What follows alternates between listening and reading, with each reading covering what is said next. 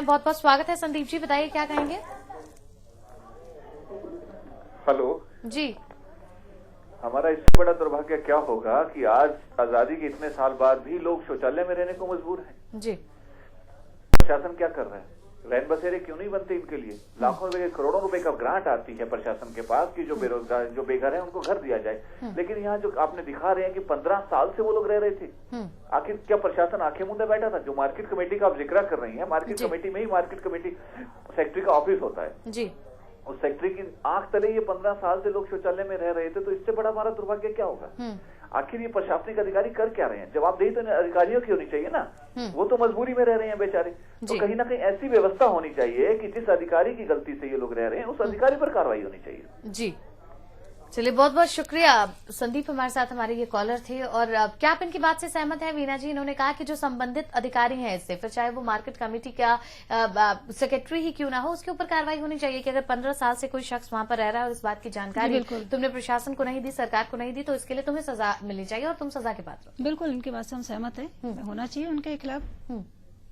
और इस तरीके का एक्शन जब तक नहीं लिया जाएगा तब तक शायद बहुत मुश्किल है इस तरीके की चीजों को रोक पाना। जी बिल्कुल, ऐसा अगर हम हर किसी के लिए हम अगर इस तरह से एक्शन लें तो जरूर वो फिर उसकी सुनवाई भी होगी और आगे से वो फिर ठीक से सही से। वीना जी, कई बार ऐसा भी होता है कि निजी जिंदगी में या नॉर्मल रूटीन आप इसे कह लीजिए कि कहीं आते जाते अगर हमें इस तरीके की समस्या का सामना करना पड़ता है कि अगर आप कहीं वॉशरूम का यूज करना चाहते हैं, अगर आप शौचालय आप जाना चाहते हैं, तो आप उस जन सुविधा का उपयोग करें, इसके बीच में कई बाधाएं आती है, लेकिन उस दौरान इंसान ये सोच करके रुक जाता है कि आखिर वो शिकायत किससे करे। सवाल मैं आपसे आगे लूंगी, फिलहाल पूजा हमारे साथ हमारी एक कॉलर है कार्यक्रम में। बहुत बहुत स्वागत है पूजा, बताइए क्या कहना चाहेंगी। हम कई बार सोचते हैं कि जब हम टॉयलेट्स के आसपास से निकलते हैं तो हम अपनी नाक बंद कर लेते हैं, ठीक है, ये चीजें हम घिन करते हैं, लेकिन ये हमारे समाज में एक वर्ग ऐसा भी है जो टॉयलेट में रह रहा है, टॉयलेट में अपना जीवन जी रहा है। तो ये किस तरीके का उदाहरण, मतलब एक इसी से पता लगता है कि इसी भारत में दो तरीके के भारत रहते हैं। एक वो भारत है जो आपका हमारा है, हम मीडिया के सामने अपनी राय रख रहे हैं, अच्छे घरों में रहते हैं, अच्छे वॉशरूम यूज करते हैं, और एक ये भारत है जो टॉयलेट में जी रहा है। जी बहुत बहुत शुक्रिया पूजा। कहीं ना कहीं इनकी बात मेरी बात को पूरी करती है, जो चीज मैं आपसे पूछ रही थी कि हम कई बार ये सोच के रह जाते हैं कि शायद हमें थोड़ी देर के लिए इसका यूज करना था और हम फिर इसकी शिकायत करने के लिए अब कहाँ जाएं और क्यों हम जाएं, क्योंकि मंडी में भी मेरे ख्याल से अगर कोई जा रहे हैं तो जाने वाले शख्स रोजाना के तौर पर अगर नहीं जा रहा और जिसको अगर इस तरीके की समस्या का सामना करना पड़ा तो उसने जरूर अपने मन में यही सोचा होगा कि उसका कौन सा रोज का आना जाना है, उसे आखिर इस बात की चिंता क्यों हो कि ये लोग यहाँ क्यों रह रहे हैं। और शायद ऐसे कई लोगों ने ऐसा सोचा होगा जिसकी वजह से 15 साल से वो शख्स वहां रह रहा है। जी, पहले तो हमको देखना है कि वहाँ पे किसकी ड्यूटी है। जो जहाँ पर ऐसा देखेंगे कि ये इस तरह से नहीं यूज कर पा रहे हैं, यहाँ साफ सफाई नहीं है, तो वहाँ पे किसकी जिम्मेवारी लगी है यहाँ पर, पहले तो हमने उससे बात करनी है। अगर वो भी अपनी जिम्मेवारी से नहीं पूरी कर रहा है तो वहाँ का देखेंगे जो प्रबंधक कमेटी है, फिर हमने उनसे मिलकर इस चीज का इस समस्या का हमने समाधान करना है। लेकिन जब ये समस्या बहुत बड़ी हो गई या जब इस तरीके की चीजें सामने आई तभी हम इस बारे में बात कर रहे हैं। मेरे ख्याल से अगर कोई भी शख्स अपने घर से बाहर निकल रहा है या फिर अगर अपने काम से कहीं जा रहा है और उससे इस बीच अगर किसी टॉयलेट का इस्तेमाल करना पड़े और उससे जुड़ी हुई कोई समस्या आए तो शायद ही कोई ऐसा शख्स होगा जो अपने दूसरे काम को भूल करके इस समस्या के बारे में, इसको उजागर करने के बारे में कोई कदम उठाएगा। और यही कमी है शायद हमारे समाज की, हमारी, कि हम चीजों को सुधार नहीं पाते हैं। बिल्कुल, हम लोग इस तरफ ध्यान नहीं देते हैं कि नहीं कोई नहीं, इधर नहीं, तो हम मतलब काम चला लेते हैं किसी तरह से, लेकिन यही हमारी अनदेखी की वजह से आज ये समस्याएं भी आती है।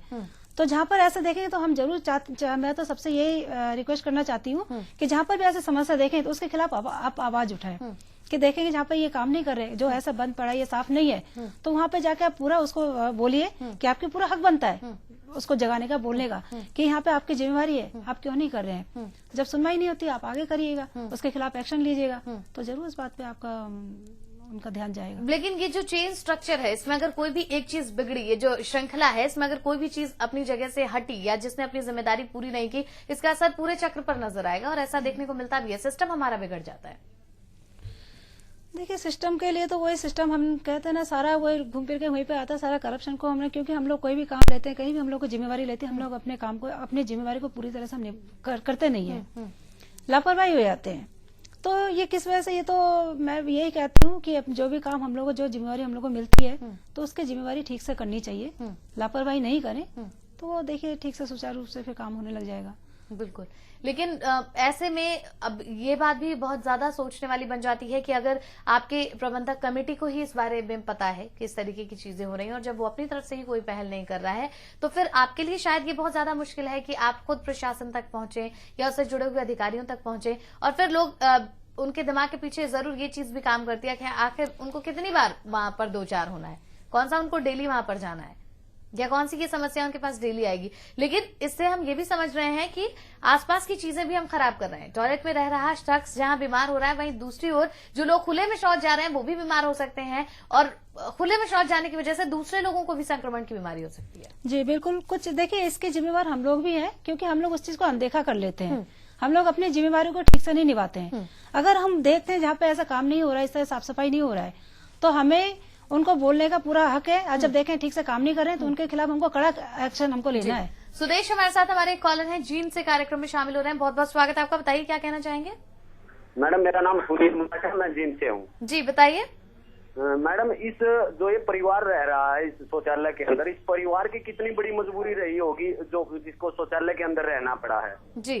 और देखना ये है प्रशासन क्या कर रहा है, इसके बारे में प्रशासन से बात भी हुई होगी। इतने दिन से जो लोग यहाँ पे रह रहे हैं, प्रशासन ने कुछ भी नहीं किया इनके लिए। कोई रैन बसेरा या कुछ भी नहीं कर रहे हैं। और सरकार जो बड़े बड़े दावे कर रही है अपने देश को, हरियाणा को नंबर 1 है, नंबर 1 बना दिया हमने, विकास में नंबर 1 बना दिया है। कहाँ पे नंबर 1 बना दिया मैडम इन्होंने। बिल्कुल, आपका ये सवाल बिल्कुल जायज है। बहुत बहुत शुक्रिया सुदेश जी इस कार्यक्रम में शामिल होने के लिए। एक और कॉलर हमारे साथ इस कार्यक्रम में शामिल हो रही है। बहुत बहुत स्वागत है आपका, बताइए क्या कहना चाहेंगे।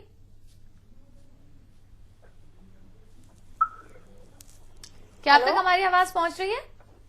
जी जी, आवाज मिल रही जी है। अंजलि बताइए क्या कहना चाहेंगे। जी मैं ये कहना चाहती हूँ कि इस तरह के मामले जो भी सामने आते हैं, हम कंप्लेंट लेकर अगर जाएं भी तो जो भी प्रशासन है वो टाल मटोल करने पे तुल जाता है। एक के ऊपर एक अपने मतलब पल्ला झाड़ने लगता है इस तरह के मामलों से। तो अगर कंप्लेंट भी की जाए तो कंप्लेंट की क्या सुनवाई होगी, इस चीज की भी तो गारंटी नहीं है ना।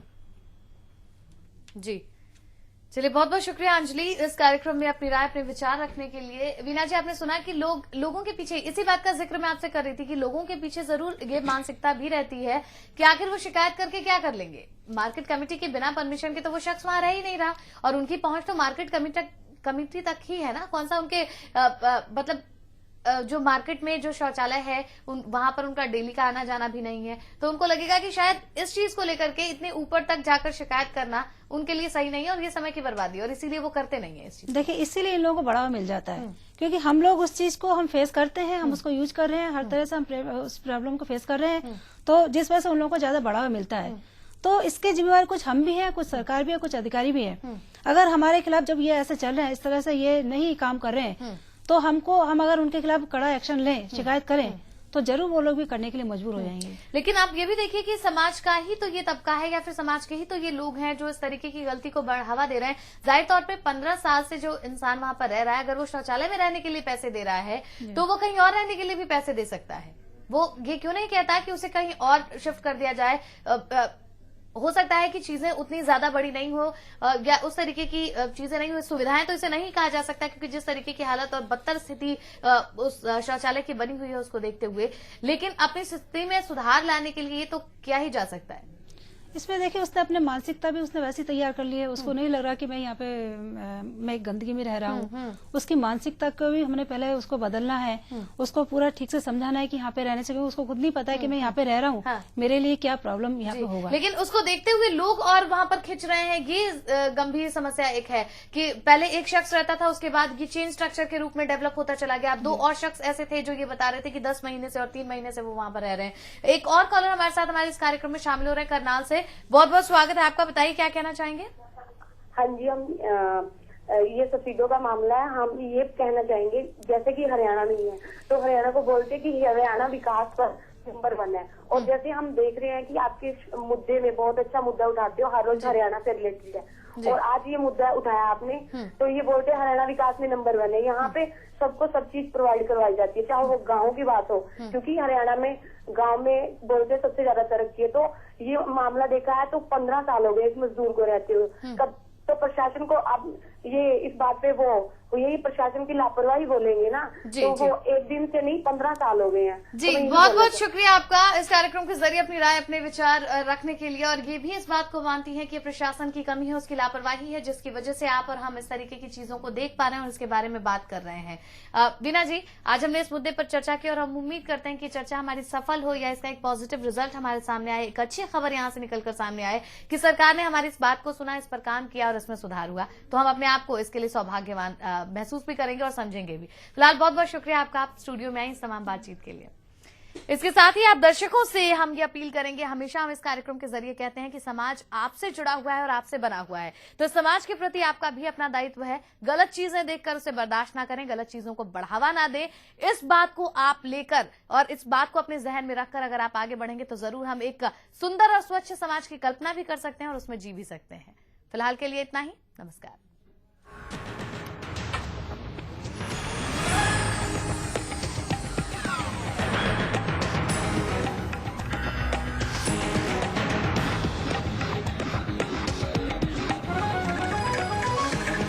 आंखों देखा हरियाणा।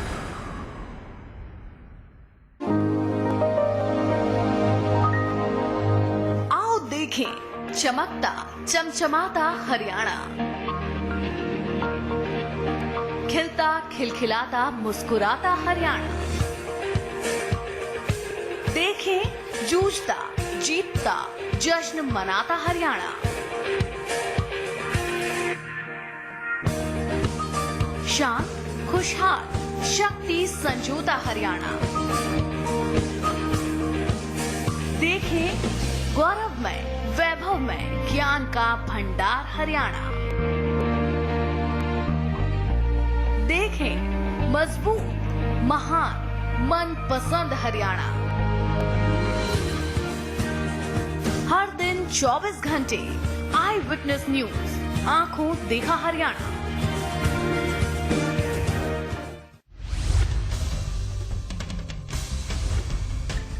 आई विटनेस न्यूज हरियाणा को मैं सुशील कुमार ओलंपिक मेडलिस्ट बहुत बहुत बधाई देता हूं अपनी रेसलिंग टीम की तरफ से। बहुत बहुत बधाई। सच हमेशा सच रहता है, लेकिन सच बोलना बेहद जरूरी है।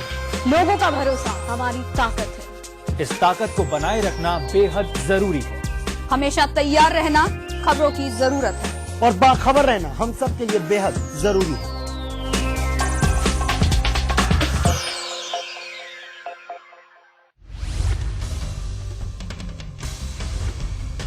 मुझे बहुत खुशी हुई कि हरियाणा प्रदेश का एक नया चैनल आई विटनेस हरियाणा जनता की सेवा के लिए आया है। मैं अपनी ओर से शुभकामनाएं देता हूं और उम्मीद रखूंगा कि जिस उम्मीद के साथ इन्होंने ये चैनल शुरू किया है, जनता की आवाज, जनता की दिक्कतें, लोगों की समस्याएं जो भी हैं, उसे निष्पक्ष होकर अच्छे ढंग से चलाने में ये कामयाब होंगे। मेरी तरफ से हार्दिक शुभकामनाएं।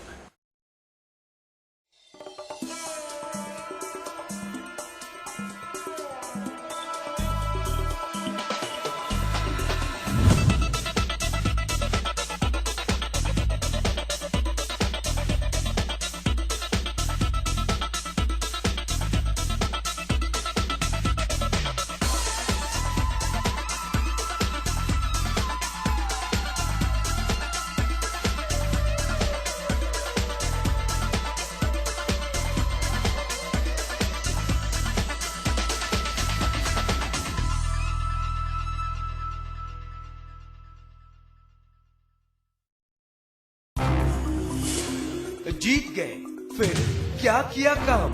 आप देखो जी, हमारा विकास सबके सामने दिखाई दे रहा है। एमएलए से करेंगे सवाल तमाम।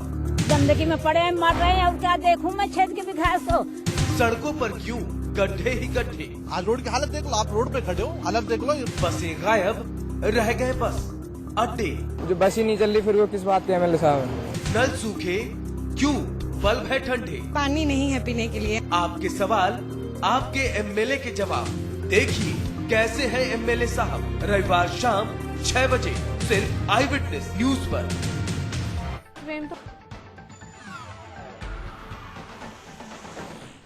गोपाल कांडा के जन्मदिन पर लगे होर्डिंग्स का विरोध, लोगों ने लगाए गीतिका के बैनर। हरियाणा बीजेपी के प्रदेश अध्यक्ष रामविलास शर्मा ने साधा केजरीवाल पर निशाना, कांग्रेस की अंदरूनी कलह पर ली चुटकी। राजनीति के अखाड़े में उतरे स्वर्गीय देवीलाल के पोते अनिरुद्ध, सरकारी नौकरियों में नियुक्ति के लिए इंटरव्यू पे रोक लगाने की मांग। इंसो अध्यक्ष दिग्विजय सिंह चौटाला ने युवाओं पर खोला दावा, कहा 40% युवाओं और महिलाओं को मिलेगी टिकट। और खनन माफिया उड़ा रहे हैं सरकार के आदेशों की धज्जियां, सरकार को लगाई करोड़ों रुपए